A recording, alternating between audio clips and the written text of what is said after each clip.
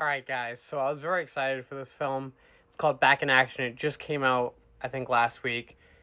PG-13. It's an hour and 54 minutes. As you can tell, it is Cameron Diaz's first film after her hiatus. So we have Jamie Foxx who plays Matt. We have Cameron Diaz who plays Emily. We have Kyle Chandler from Friday Night Lights who plays Chuck. We have Glenn Close who plays Ginny. We have Andrew Scott who plays Baron.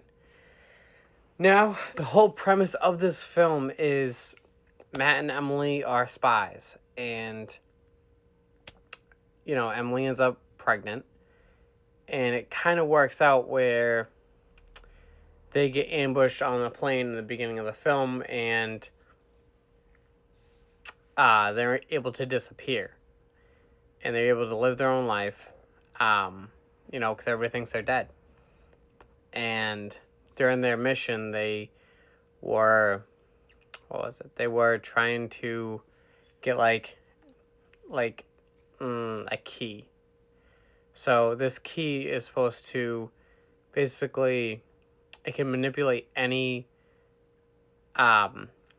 electronics in the world. It's one of those master keys that will be dangerous in the wrong hands. Now, a couple people that I've talked to about who have seen this, they didn't like it because they didn't think that they thought it could have been better. And you know what? They're right. It could have been a lot better.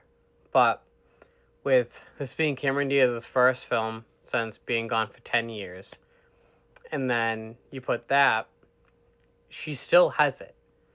She still has what it takes to be that top A-list actress. And there are a lot of actors, whether it's male or female, that have taken hiatus, and when they come back, they don't have the same poise. They don't have the same,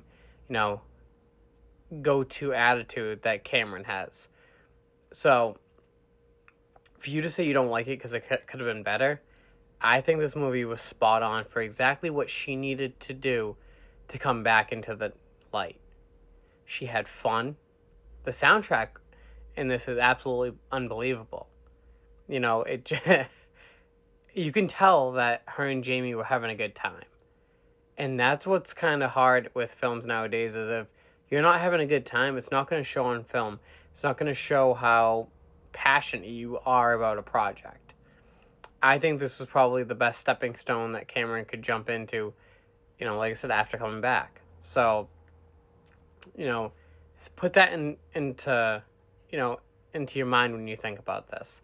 Because, like I said, obviously, yeah, it's a standard action film. What else did you expect? It's called Back in Action. You knew that there was going to be fight scenes. You knew that the soundtrack was going to be amazing. You knew that it was going to be this person against this person. You knew that there was going to be red herrings. It's every action film. There's no way you can, divert an action film from something else. Action is action. Especially with spies. It's so, just straightforward that all you can really change is the characters, and that's what they did here. You had two amazing A-list actors just bring it. Now, IMDb gave it a 5.9 out of 10. I give it a 5 out of 5 because it was funny. It kept me on my toes. The fight scenes, obviously they're not realistic, but they were very well done. Better than the later John Wicks. If you are interested in watching this, it's on Netflix. I highly suggest you give it a watch. If you like action films, this is for you. If you like Cameron Diaz, like I do, this is for you. Like I said, give her some props because a lot of people with her talent decide not to come back to Hollywood. So let's just be grateful that she did. Because I wouldn't blame her if she left for good. So, give it a watch. Let me know what you think.